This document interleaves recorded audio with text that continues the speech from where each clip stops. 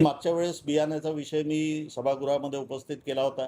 सभागृहामध्ये कृषी मंत्र्यांनी मला आश्वासन दिलं की त्या ठिकाणी एक कमिटी नेमण्यात येईल.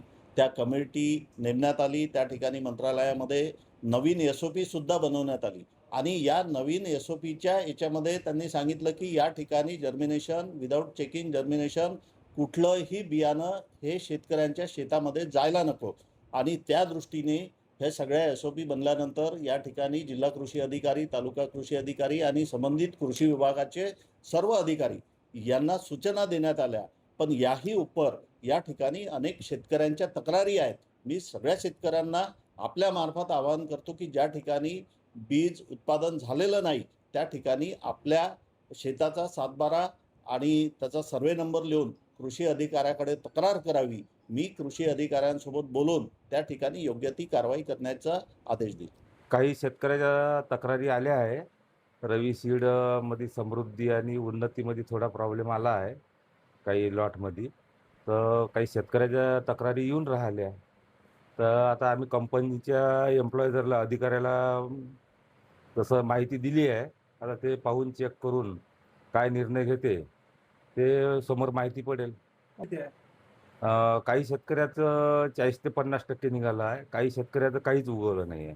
जसं आमच्या इथे एक प्रफुल्ल काळे म्हणून आहे, गौरव माथुरे म्हणून आहे.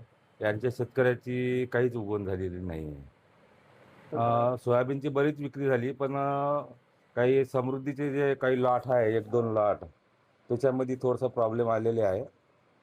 बाकी लॉट चांगले निघाले आहे. ज्या 3 बॅगा आहे रवी सीडचं उन्नती, ते पेरलं आहे मी. उन्नती ते त्यानं गावामध्ये येऊन त्यानं आमच्याकडून कुपन फाडले.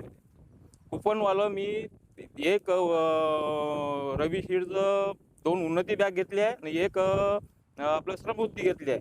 त्याच्यातली समृद्धी जी आहे हे काही टक्के चांगली दिसते, पण उन्नती तर 20% 30%च्या अंदरच आहे. एवढी पतली सोयाबीन निघाली आहे, म्हणजे त्या शेतामध्ये झाल्यानंतर शेत काळं दिसते समजा. तर निघाची आशा तर आहेच नाही आता, पण ते जे कंपनीचे जे हे आलेले होते माणसं, त्यानं सरळ म्हणलं का 2 दिवसानं तुमचं सोयाबीन निघते. तर ते 2 दिवस झाले, आता 4 दिवस झाले ते सोयाबीन तर निघालं नाही, पण ते एम्प्लॉई आले नाही आहे डबल. तर आता का करायचं शेवट? आता दुसरं पीक पेरायचा वेळ नाही राहिली आणि पेरलं तरी पाणी चालू नाही देऊ राहिलं.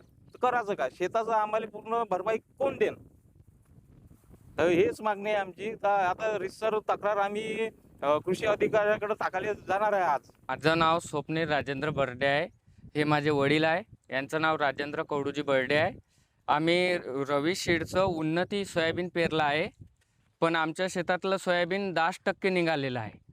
तर आमचा तक्रार अशी आहे का सोयाबीनशिवाय शेतीशिवाय आमच्याकडे कोणता पर्याय आहे नाही. तर शेतीतलाच माल नाही निघाला तर आम्ही कसं करायचं? आमच्याकडे दुसरा व्यवसाय कोणता आहे नाही.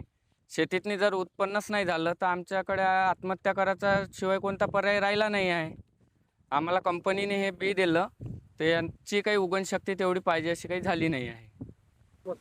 आमचं शेत 5 एकर शेत आहे, पण आमच्या शेतातनी 10-20% उगवणशक्ती झाली आहे. आम्ही कंपनीला फोन करू थकून गेलो आहे, पण कंपनीचं कोणीच काही यायला तयार नाही आहे आणि आमच्याकडे दुसरा पर्याय काही कोणता राहिलेला नाही आहे. लोकशाही मराठी ऐका, पहा, जागरूक रहा.